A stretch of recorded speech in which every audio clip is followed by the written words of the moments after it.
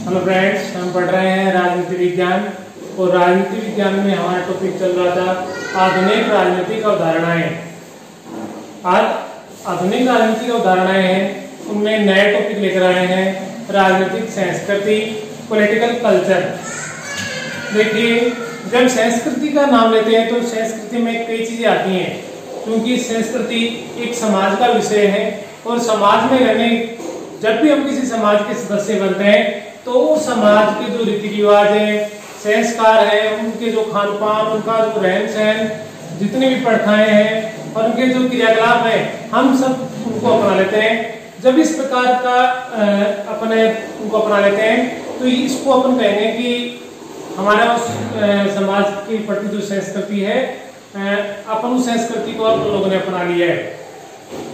अपन बात करते हैं राजनीतिक संस्कृति की, तो देखिए राजनीतिक संस्कृति और एक जो सामाजिक संस्कृति होती है, ये दोनों ही आपस में जुड़े हुए हैं। सामाजिक संस्कृति से निकलकर राजनीतिक संस्कृति है ये शब्द आया है। देखिए, क्योंकि मैंने अभी बताया कि संस्कृति है ये समाज का विषय, या आप कह सकते हैं कि जो समाजशास्त्र है उसका विषय है।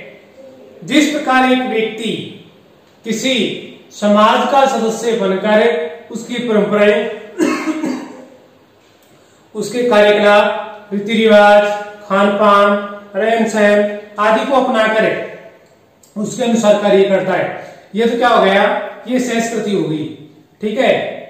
उसी प्रकार यदि अपन राजनीतिक संस्कृति की बात करें तो राजनीतिक संस्कृति में राजनीतिक व्यवस्था के प्रति, राजनीतिक व्यवस्था क्या होती है, हमारी जो शासन व्यवस्था है, हमारी जो संसद है, हमारी जो कार्यपालिका, व्यवस्थापिका, न्यायपालिका, ये सारी राजनीतिक व्यवस्था में आती हैं।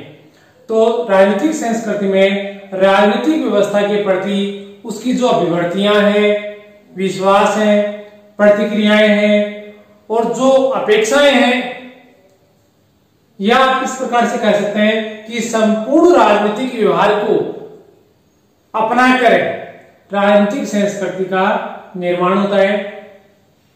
यहां पर संपूर्ण राजनीतिक व्यवहार है क्या चीज होती है, इस संपूर्ण राजनीतिक व्यवहार में एक राजनीतिक व्यवस्था के प्रति यदि कोई व्यक्ति है, कोई भी व्यक्ति है, और यदि वह राजनीति के बारे में अपन बात कर रहे हैं, यदि कोई व्यक्ति राजनीतिक व्यवस्था को अपना लेता है, ठीक है ना, और राजनीतिक व्यवस्था में किसकी, समस्त राजनीतिक व्यवहारों की। राजनीतिक व्यवहारों से तात्पर्य क्या है, राजनीति की जो अभिवर्तियां हैं, विश्वास है, प्रतिक्रियाएं हैं, अपेक्षाएं हैं, इनको क्या कहा जाता है, संपूर्ण राजनीतिक व्यवहार है।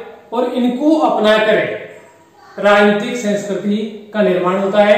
यानी कि यदि इस प्रकार को अपना लिया जाए राजनीतिक व्यवस्था को, प्रत्येक व्यक्ति जो उसकी प्रतिक्रियाएं, अपेक्षाएं हैं, अभिवर्तियां हैं, प्रतिक्रियाएं, यदि कोई व्यक्ति इनको अपना लेता है तो अपन उसको कहेंगे कि उसका राजनीतिक संस्कृतिकरण हो गया।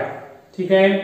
अब बात आती है कि ये राजनीतिक संस्कृति क्या चीज होती है। तो देखिए, सबसे पहले राजनीतिक संस्कृति का अर्थ पढ़ते हैं, मीनिंग कि राजनीतिक संस्कृति का अर्थ क्या होता है। और राजनीतिक संस्कृति के अर्थ को जानने से पहले अपन दो राजनीतिक विचारकों के बारे में देखेंगे जिन्होंने राजनीतिक संस्कृति का अर्थ है वो समझाने का प्रयास किया है, और जिनमें पहला आता है आमंड।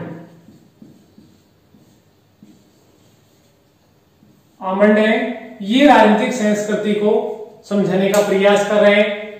अब देखें कि क्या बता रहे हैं आमंड राजनीतिक संस्कृति के लिए, कि कार्य के प्रति अभिमुखीकरण, कार्य के प्रति अभिमुखीकरण। परीक्षा में प्रश्न आ सकता है कि कार्य के प्रति अभिमुखीकरण संस्कृति को ये अर्थ किसने दिया है, कार्य के प्रति अभिमुखीकरण संस्कृति को किसने कहा है, तो आप क्या बताएंगे, आमंड ने।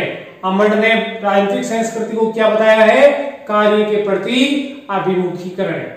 ठीक है। एक और है इसमें स्पिरो, ये भी राजनीतिक संस्कृति के बारे में कुछ बता रहे हैं।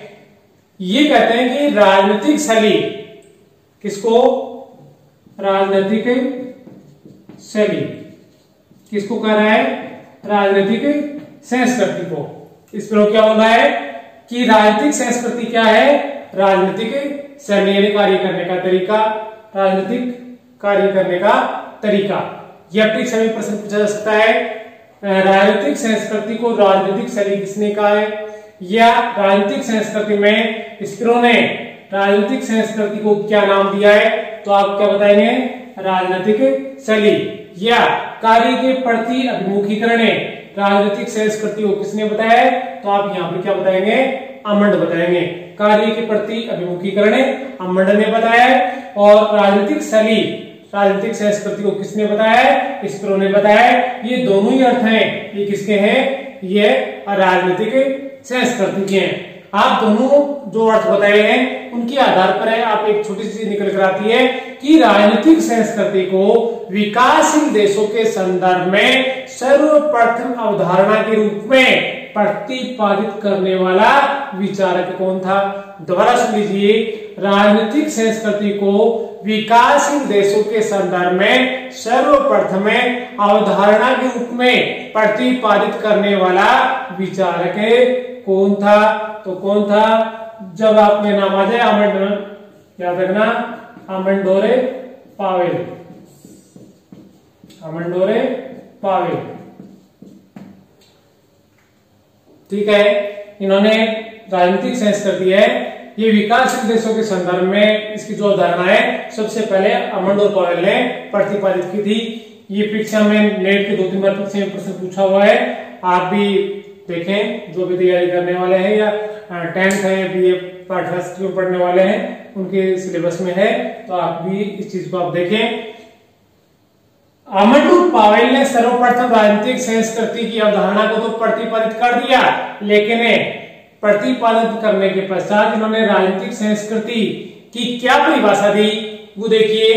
अमंडोर पावेल राजनीतिक संस्कृति को इस प्रकार से परिभाषित कर रहे हैं कि राजनीतिक संस्कृति किसी राजनीतिक व्यवस्था के सदस्यों की राजनीति के प्रति व्यक्तिगत अभिव्यक्तियां और उन्मुखताओं की शैली है। बिल्कुल वही आया था ना, इसका जो अमंड ने पहले परिभाषा दी थी, उसी प्रकार से जैसे उसने कहा था ना, कार्य के प्रति अभिमुखीकरण, अमंड ने कहा था, उसी अर्थ में ये इसको परिभाषित कर रहा है कि राजनीतिक संस्कृति किसी राजनीतिक व्यवस्था के सदस्यों के राजनीति के प्रति व्यक्तिगत अभिव्यक्तियां, रुचियां और उन्मुखताओं की शैली है कि ये कोई व्यक्ति है, ये राजनीतिक व्यवस्था संसद के प्रति जो हमारी जो व्यवस्थापिका, कार्यपालिका, न्यायपालिका है, उनके प्रति लोग किस प्रकार की व्यक्तिगत रुचियां रखते हैं। यदि वो इस प्रकार की रुचि रख रहे हैं उनके प्रति, किसी भी संस्था के प्रति, तो उसको अपन क्या कहेंगे, राजनीतिक संस्कृति। यदि वो रुचि नहीं ले रहा है तो राजनीतिक संस्कृति नहीं है, रुचि ले रहा है किसी भी संस्था में तो वो क्या है, राजनीतिक संस्कृति। अमंडोर पावेल के अनुसार राजनीतिक संस्कृति किसी राजनीतिक व्यवस्था के सदस्यों की राजनीति के प्रति व्यक्तिगत अभिव्यक्तियों और उन्मुखताओं की शैली है।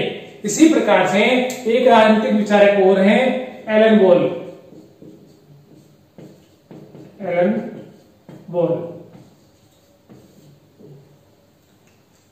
देखिए, एक तो इसकी परिभाषा और साथ में इसकी पुस्तक है, किसकी, एलन बोल की, और दोनों ही पुस्तक भी और परिभाषा भी पूछी हुई है परीक्षा में, जिसमें परिभाषा वो प्रश्न में दे रखी थी और उसमें पूछा गया था, ये परिभाषा देने वाले राजनीतिक विचारक हैं, जिनमें 3-4 ऑप्शन थे, जिनमें एक ऑप्शन है एलन बोल भी था। तो देखिए, आधुनिक राजनीति और सरकार, आधुनिक राजनीति और सरकार, ये एलन बोल की पुस्तक का नाम है modern politics and government, modern politics and government, ये एलन बोल की पुस्तक है।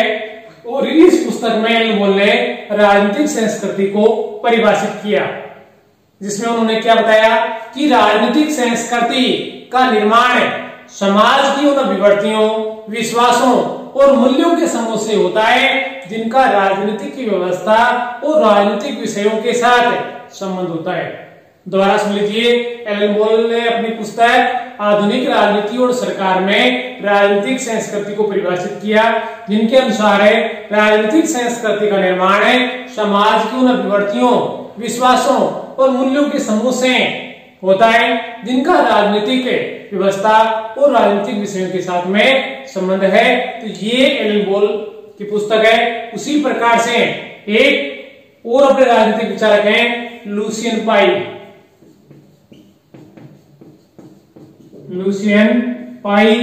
और ये लुसियन पाई भी राजनीतिक संस्कृति को परिभाषित करते हैं, जिनके अनुसार राजनीतिक संस्कृति का संबंध अभिवर्तियों, विश्वासों, भावनाओं के समूह से है जो राजनीतिक प्रक्रिया को व्यापकता और सार्थकता प्रदान करते हैं और ऐसे अंतर्निहित विचार और नियम का प्रदान करते हैं जो राजनीतिक व्यवस्था में व्यवहार को नियंत्रित करते हैं। दोबारा देखिएगा, लुसियन पाई क्या बोलते हैं, सबकी परिभाषाएं एक जैसी हैं, सबकी ये जो अभिवर्तियां हैं, विश्वास हैं, सब में आ रहा है। बस इनका जो परिभाषा का जो कुछ शब्द है वो तोड़ मोड़ करके अलग अलग लिखे हुए हैं, बाकी का शब्द है वो लगभग एक जैसे ही है।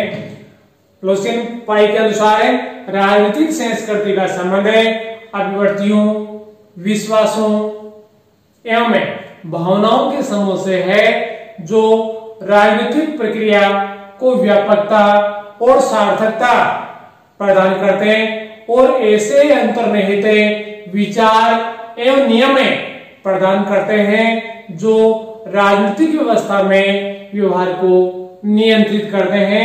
ऐसा कहना है लुसियन पाई का। और एक परिभाषा वो देख लेते हैं सिडनी वर्बा की। सिडनी वर्बा ये राजनीतिक संस्कृति को किस प्रकार से परिभाषित कर रहे हैं कि राजनीतिक संस्कृति में अनुभविक विश्वासों, अभिव्यक्तात्मक प्रतीकों और मूल्यों की वह अवस्था है जो उस परिस्थिति अथवा दशा को परिभाषित करती है जिसमें राजनीतिक क्रिया संपन्न होती है।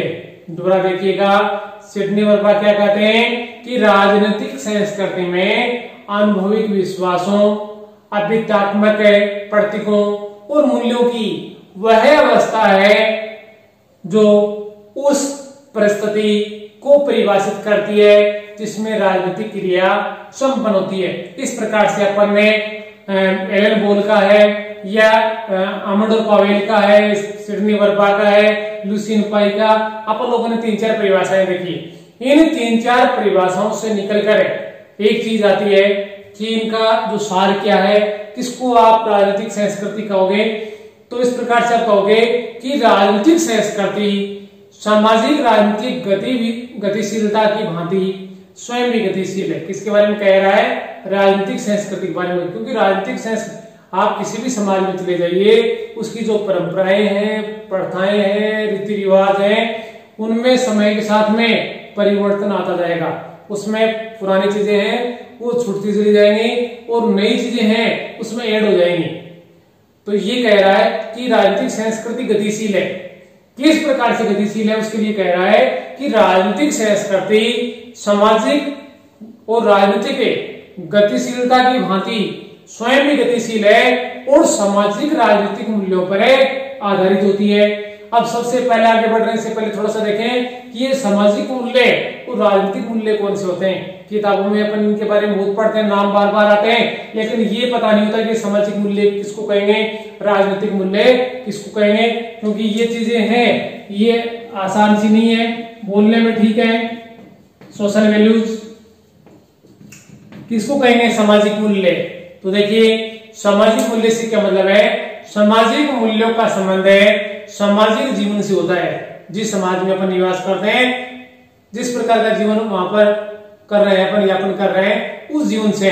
तो सामाजिक मूल्यों का संबंध है सामाजिक जीवन से होता है, जिसमें पारिवारिक जीवन, सामाजिक जीवन और आर्थिक जीवन आदि से संबंधित जितने भी कार्यकलाप होते हैं वो किस में आते हैं? सामाजिक मूल्य में। यानी कि ये कह रहा है जिस समाज के अपन सदस्य होते हैं उस समाज में रहकर अपन क्या करते हैं, अपने परिवार के साथ में अपना जीवन जीते हैं, अपने समाज में के साथ में भी रहकर बहुत सारे क्रियाकलाप करते हैं, और उस समाज में रहकर ही अपन बहुत सारे राजनीतिक क्रियाकलाप भी करते हैं, या उस समाज में रहकर अपन बहुत सारे आर्थिक कार्य भी करते हैं, परिवार के पालन पोषण के लिए रोजगार की व्यवस्था भी करते हैं। तो ये सारे क्रियाकलाप जो आ गए, एक समाज में रहकर अपन जो कार्य कर रहे हैं, ये क्या आ गए, सामाजिक मूल्य। उसी प्रकार से एक आता है राजनीतिक मूल्य, पॉलिटिकल वैल्यूज, राजनीतिक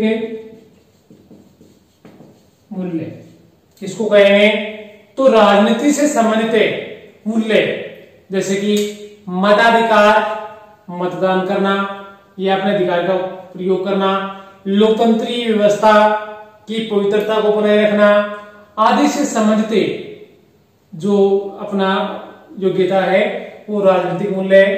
क्या कह रहा है कि राजनीति से संबंधित जो भी आपके अच्छे कार्य है, राजनीति में जाकर करप्शन करना ये राजनीतिक मूल्य नहीं है। आपका मताधिकार का उपयोग आप कर सकते हैं, ये आपका अधिकार है। उसी प्रकार से आप चुनाव लड़ सकते हैं, ये भी आपका अधिकार है। या अन्य कोई भी राजनीतिक पद है आप प्राप्त कर सकते हैं, सार्वजनिक पद प्राप्त कर सकते हैं, या लोकतंत्रीय जो व्यवस्था हमारे संविधान निर्माताओं ने बनाई है उसकी आप पवित्रता को बनाए रखना है। तो ये सारे कार्य क्या आ गए, ये आ गए राजनीतिक मूल्य। तो अपन पढ़ रहे थे कि राजनीतिक संस्कृति सामाजिक राजनीति के गतिशीलता की भांति ही स्वयं भी गतिशील होती है और सामाजिक राजनीतिक मूल्यों पर आधारित होती है। इसलिए राजनीतिक व्यवस्था के बारे में भागीदारी और मूल्यांकन विश्लेषण के आधार पर राजनीतिक संस्कृति की दिशा और दशा तय होती है। किसके बारे में कह रहा है कि राजनीतिक व्यवस्था, अपनी राजनीतिक व्यवस्था किस प्रकार की है, अपनी व्यवस्थापिका किस प्रकार से कार्य कर रही है, कार्यपालिका किस प्रकार से कार्य कर रही है, तो इसमें अपन किस प्रकार से भागीदारी निभा रहे हैं और किस प्रकार से उस सरकार का अपन मूल्यांकन कर रहे हैं। तो ये सारी चीजें किसकी ओर इंगित कर रही हैं, ये राजनीतिक संस्कृति के बारे में बता रहा है कि जब इस प्रकार की हम प्रत्यक्ष या अप्रत्यक्ष रूप से सरकार के कार्यों में भागीदार बनते हैं या सरकार के कार्यों का विश्लेषण करते हैं कि कौन सी सरकार ने अच्छा कार्य किया, कौन सी सरकार ने अच्छा कार्य नहीं किया, तो इस प्रकार से राजनीतिक क्रियाओं में अपन भागीदारी निभा रहे हैं, तो इसको अपन क्या कहेंगे, राजनीतिक संस्कृति। किसी भी प्रकार से राजनीतिक कार्यों में आप भागीदार बन जाइए, राजनीतिक कार्य में रुचि लीजिए। यदि आप किसी भी प्रकार से राजनीतिक में रुचि ले रहे हैं तो वो कहा जाएगा कि आपका राजनीति का संस्कृतिकरण हो गया, इसको आप राजनीतिक संस्कृति कहेंगे। अब आते हैं राजनीतिक संस्कृति के एलिमेंट्स।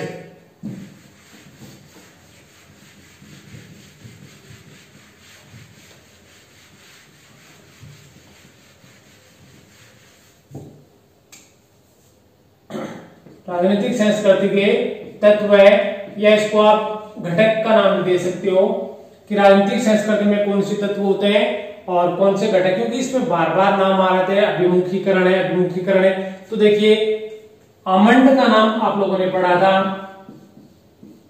जिसने राजनीतिक संस्कृति का अर्थ भी दिया, राजनीतिक संस्कृति की परिभाषा भी दी, और आमंड ने राजनीतिक संस्कृति के 3 तत्व बताए। याद रखेंगे यहाँ पे, आमंड ने राजनीतिक संस्कृति के कितने तत्व बताए, 3 तत्व बताए। पहला इसमें कौन सा आता है, ज्ञानात्मक अभिमुखीकरण, ज्ञानात्मक अभिमुखीकरण है। दूसरा इसमें भावनात्मक अभिमुखीकरण है, देख लेना, इसको आप याद रखना है क्यों भूलना नहीं है। और तीसरा इसमें मूल्यांकनात्मक अभिमुखीकरण, यानी कि इसको भी आप शॉर्ट में इस प्रकार से याद कर सकते हो, ज्ञान, भाव, मूल्यांकन। ये ज्ञान, भाव, मूल्यांकन है, इन 3 नाम याद रखिएगा। ये 3 याद हो जाते हैं तो आपका ये आमंड के जो 3 तत्व है राजनीतिक संस्कृति के लिए जो दिए हैं वो आपका याद हो जाएगा, प्रश्न गलत नहीं होगा। इसका ज्ञान का ज्ञानात्मक, भाव का भावनात्मक, मूल्यांकन का मूल्यांकनात्मक अभिमुखीकरण है।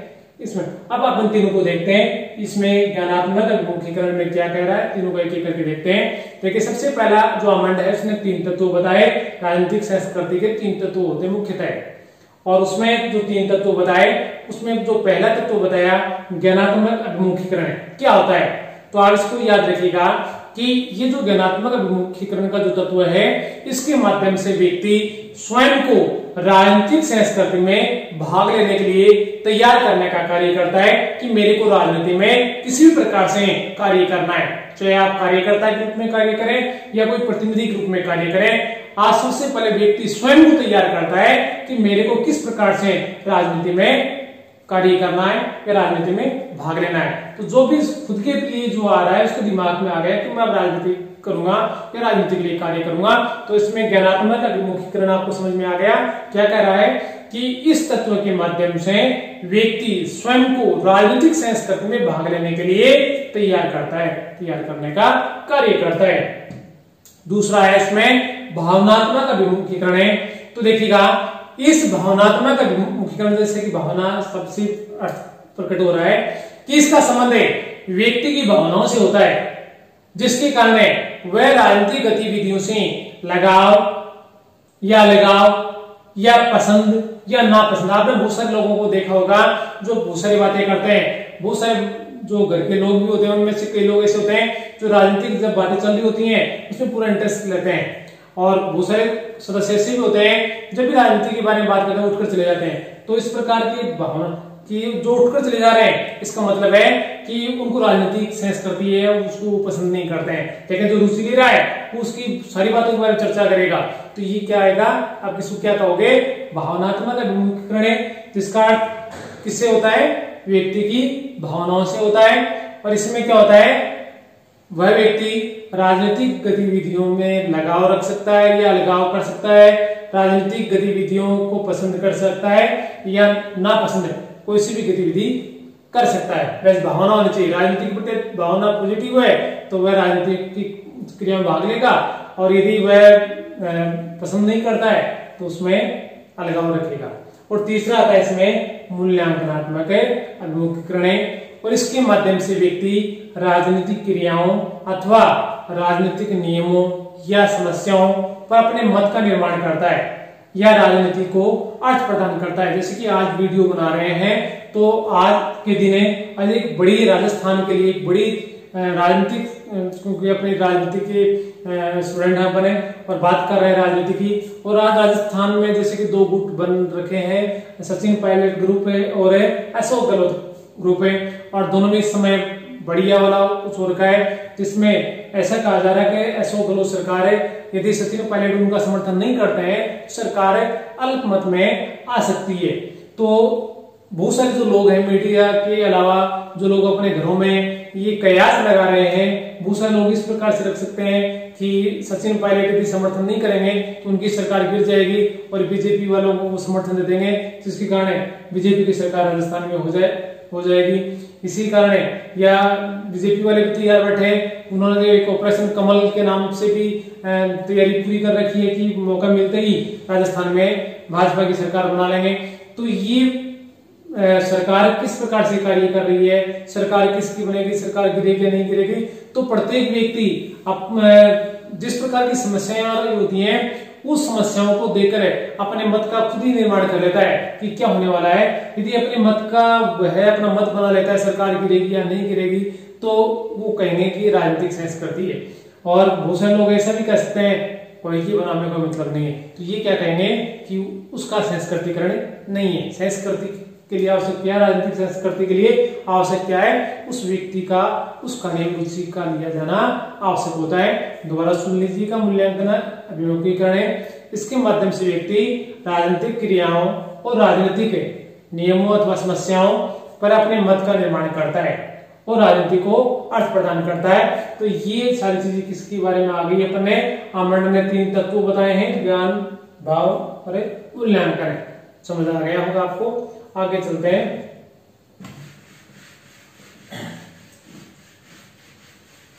अपन तत्व के बारे में पढ़ रहे थे, और भी इसके बहुत सारे तत्व बनते हैं, इनके अलावा भी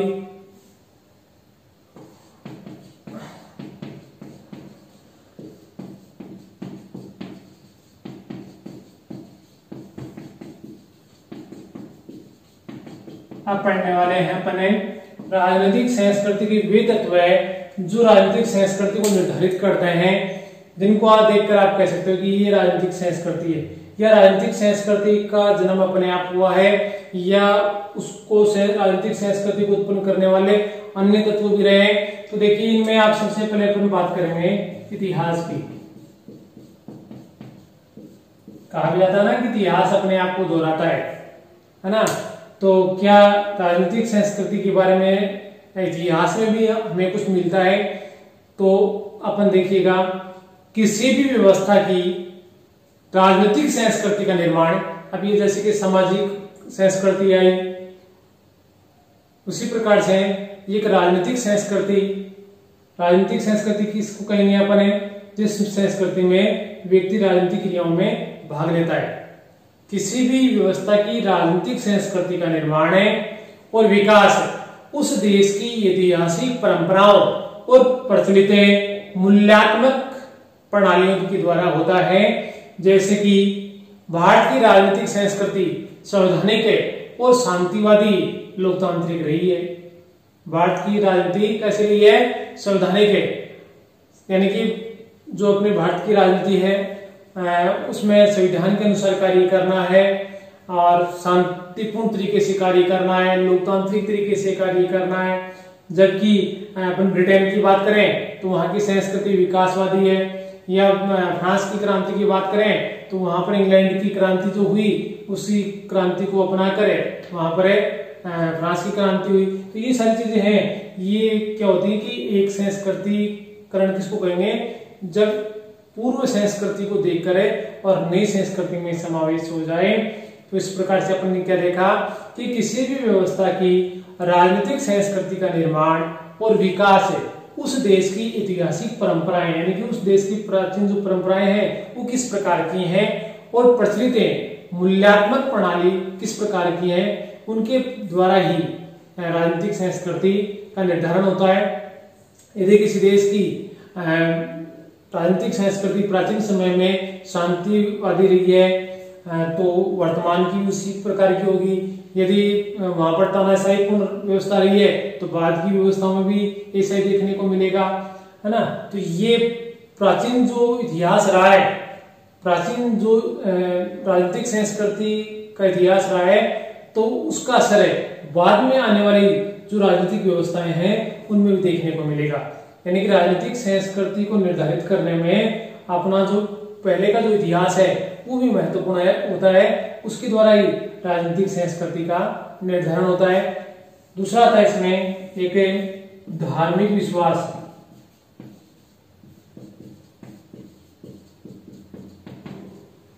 धार्मिक विश्वास है, देखिए धर्म, अपन एक वीडियो में भी देखा था कि धर्म राजनीतिक संस्कृति का निर्माण करता है। धर्म राजनीतिक संस्कृति का निर्माण करता है कि राजनीति किस प्रकार की जाए? धर्म के अनुसार की जाए। धर्म राजनीतिक संस्कृति का निर्माण तो करता ही है, साथ ही कई बार समाज की राजनीतिक व्यवस्था व संस्थाएं किस प्रकार की होंगी इसको भी प्रभावित करता है। तो क्या बताया? देश की राजनीतिक संस्कृति का निर्माण कौन करता है? धर्म करता है। लेकिन कई बार क्या होता है, समाज की राजनीतिक व्यवस्थाएं किस प्रकार की होंगी इसको निर्धारित करने का कार्य भी कौन करता है? धार्मिक परंपराएं, धार्मिक विश्वास, धर्म के आधार पर भी कई बार राजनीति को अपना लिया जाता है। तीसरा था इसमें भौगोलिक परिस्थितियां।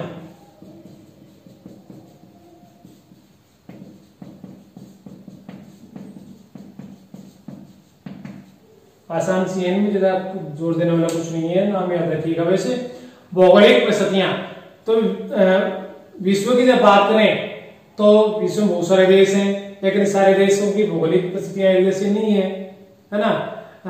आप इस प्रकार से कह सकते हो कि किसी देश की भौगोलिक स्थिति है, सबकी अलग अलग है। उपलब्ध संसाधन भी सभी देशों में एक जैसे नहीं है कि नहीं है। या कई राज्य ऐसे हैं, देश ऐसे हैं जिनकी संख्या जैसे बहुत अधिक है, जैसे कि चीन है, भारत है। या कई देश ऐसे भी हैं जिनकी जनसंख्या नामात्र की है, जैसे कि मालदीव है, ऑस्ट्रेलिया जैसे देश हैं जिनकी संख्या बहुत कम है। वेटिकन सिटी है, बहुत कम जनसंख्या वहां की। तो जैसी की भौगोलिक परिस्थितियां होती हैं वो भी संस्कृति का निर्माण में सहायक होती हैं। देश की भौगोलिक स्थिति, उपलब्ध संसाधन, जनसंख्या का कम या अधिक होना उस देश की राजनीति का संस्कृति का निर्माण करती है। सभी देशों की संस्कृति अलग अलग है। अलग अलग क्यों है? क्योंकि सभी देशों की जो भौगोलिक परिस्थितियां हैं वो एक जैसी नहीं है। या इनके अलावा सामाजिक, आर्थिक परिवेश वातावरण को कहा जाता है। देश का सामाजिक, धार्मिक, जातिगत विभिन्नता, औद्योगिकीकरण, रूढ़िवादिता आदि से राजनीतिक संस्कृति की प्रकृति निर्धारित होती है। आर्थिक रूप से देखिएगा, जिस प्रकार देश का सामाजिक ढांचा है, धार्मिक ढांचा है, देश में जो जातिगत विभिन्न जातियों का निर्माण हो रखा है, जातियों में जो विभिन्नताएं पाई जाती हैं, देश के जो औद्योगिक संस्थान है या देश में जो रूढ़िवादिता पाई जाती है वो भी राजनीतिक संस्कृति को निर्धारित करती हैं, है ना। देश बहुत सारी रूढ़ियों को मान रखा है, प्राचीन समय के अनुसार आचरण कर रहा है, तो उस देश का विकास है पीछे रह जाएगा। और कई लोग ऐसे जो विकासवादी प्रवृत्ति रखते हैं, इतना रूढ़ियों में विश्वास नहीं करते हैं, वो देश विकसित देशों की श्रेणी में जाते हैं। उसी प्रकार से आर्थिक रूप से जो देश कमजोर होते हैं उनकी राजनीतिक संस्कृति है वो विकसित देशों की अपेक्षा कमजोर होती है। और एक आता है इसमें विचारधाराएं।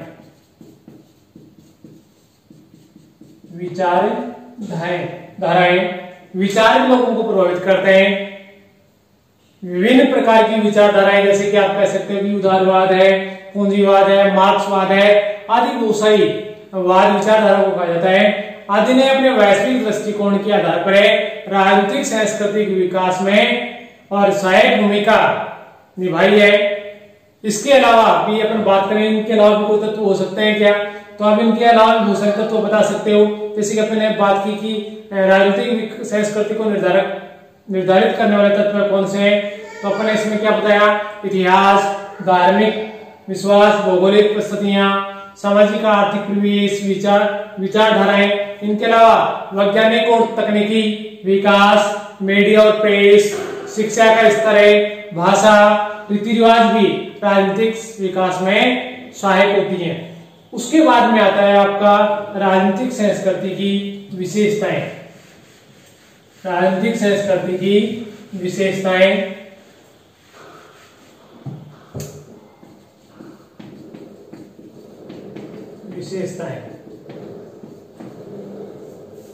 देखिए, ऐसी विशेषताएं जो कि राजनीतिक संस्कृति में पाई जाती हैं, तो अपन उन विशेषताओं का बात करेंगे कि आखिर खास बात क्या है इसमें। तो आप बता सकते हैं कि सबसे पहले समन्वयकारी, इसके बारे में बात कर रहे हैं अपने सांस्कृतिक विशेषताएं। समन्वयकारी स्वरूप पाया जाता है इसमें राजनीतिक संस्कृति में समन्वयकारी स्वरूप होता है। राजनीतिक संस्कृति में अनेक नवीन जीवन मूल्य आते रहते हैं। यानी कि ये कह रहा है कि राजनीतिक जो संस्कृति होती है उसमें ऐसा भी होता है कि उसमें नए विचार हैं वो आते जाते हैं।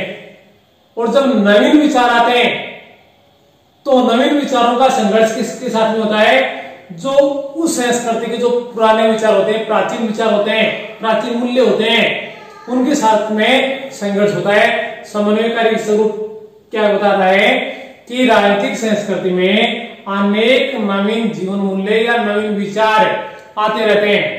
नवीन विचारों का पुराने विचारों के साथ में लगातार संघर्ष होता है। जब संघर्ष होता है तो फिर समन्वय की भूमिका कौन निभाता है? राजनीतिक संस्कृति का समन्वय स्थापित करती है। कैसे करती है? संस्कृति को जो चीजें अच्छी लगती हैं उनको अपना लेती है, और जो चीजें पसंद नहीं आती हैं या बुरी हैं या उनके विकास को रुद्ध करती हैं उसको राजनीतिक संस्कृति क्या करती है? उनको छोड़ देती है। जो नवीन मूल्य हैं जो कि अच्छे हैं, उनके विकास के लिए लाभदायक हैं, उनको तो अपना लिया जाएगा, और जो पुराने विचार है, अनुपयोगी हैं, पिछड़ापन का कारण बने हुए हैं, उनको छोड़ दिया जाएगा। एक आता है इसमें नैतिक मूल्यों के प्रति समर्पण है।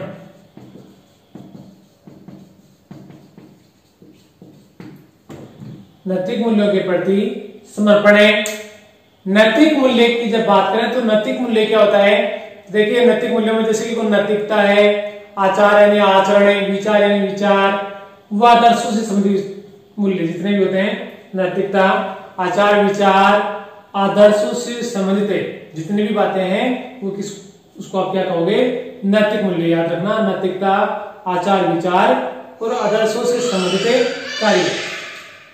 नैतिक मूल्यों के बिना राजनीतिक संस्कृति की स्थापना नहीं की जा सकती, क्योंकि नैतिक मूल्यों की स्थापना में समाज का धार्मिक स्वरूप है और सत्ता व्यवस्था का स्वरूप है अपना योगदान बारी बारी से देते रहते हैं। क्या बताया कि नैतिक मूल्यों के बिना राजनीतिक संस्कृति की स्थापना नहीं की जा सकती है, क्योंकि नैतिक मूल्यों की स्थापना में समाज का जो धार्मिक स्वरूप होता है और जो सत्ता व्यवस्था का स्वरूप होता है, दोनों बारी बारी से अपना योगदान देते रहते हैं। एक आता है इसमें अमूर्त स्वरूप, अमूर्त स्वरूप किसका कह रहा है, राजनीतिक संस्कृति की विशेषता में बात कर रहे हैं। ये कह रहा है कि जब जनता राज्य के प्रति अपना विद्रोह या आक्रोश व्यक्त करती है, जनता राज्य के प्रति विद्रोह या आक्रोश को व्यक्त करती है जब राज्य के द्वारा कोई गलत कानून का निर्माण कर दिया जाता है या कोई कार्य की प्रकृति इस प्रकार की होती है जिसको जनता पसंद नहीं करती है, तो ऐसा स्थिति में क्या होगा, तो ऐसी स्थिति में जो जनता का जो मानसिक संतुलन है वो बिगड़ जाएगा। या आप कह सकते हैं कि गलत कानून बन गया तो हो सकता है कि बहुत सारे लोगों के दिमाग में आ जाए कोई बात नहीं, सरकार ने बना दिया होगा, लेकिन कई सारे लोग ऐसे होते हैं गलत कानून बनाया, सरकार ने बनाया तो क्यों बनाया, हमारा देश लोकतांत्रिक देश है और जनता की इच्छा के अनुसार कार्य करना जनता की सरकार की जिम्मेदारी बनती है। तो उस समय जनता के दिमाग में क्या चल रहा है, मस्तिष्क में क्या चल रहा है, उसका अनुमान नहीं लगाया जा सकता। जनता के जो विचार है वो विचार क्या है, अमूर्त होते हैं। और ये समय आने पर जनता भी क्या करती है, अपने जो विचार उस समय चल रहे होते हैं, जैसे कि सरकार ने गलत कानून बना लिया लेकिन जनता कुछ नहीं कर सकती, 6 महीने बाद भी चुनाव है, जनता उस समय अपने जो दिमाग में आ गया था जो विचार है उसका प्रयोग करती है, यानी सरकार के खिलाफ है और वो आक्रोश व्यक्त करती है, सरकार के खिलाफ मतदान करती है। तो ये राजनीतिक संस्कृति में एक स्वरूप पाया जाता है। और जो था गतिशीलता, इसके बारे में आपने पहले भी देख लिया था। राजनीतिक संस्कृति है वो गतिशील होती है। सामाजिक मूल्यों का व्यक्ति और समाज में जीवन मूल्य, परिस्थितियां, सामाजिक आवश्यकता के अनुसार बदलती रहती हैं, उनमें नए नए परिवर्तन आते रहते हैं। इसी आधार पर राजनीतिक संस्कृति भी गतिशील बनी रहती है, उसमें भी पर्याप्त मात्रा में परिवर्तन या गतिशीलता पाई जाती है। ये राजनीतिक संस्कृति के बारे में अपने राजनीतिक संस्कृति का अर्थ देखा, राजनीतिक की जो परिभाषा है संस्कृति की उसको देखा। इसके अलावा अपने जो राजनीतिक संस्कृति के अमर ने 3 तत्व बताए थे, ज्ञान, भावना और मूल्यांकनात्मक अभिमुखीकरण है, उनके बारे में देखा। राजनीतिक संस्कृति के जो निर्धारक तत्व हैं, इतिहास, धार्मिक विश्वास, भौगोलिक परिस्थितियां, सामाजिक आर्थिक परिवेश, विचारधाराएं, वैज्ञानिक और तकनीकी विकास, मीडिया और प्रेस, शिक्षा का स्तर है, भाषा, रीति रिवाज आदि के बारे में आपने देखा।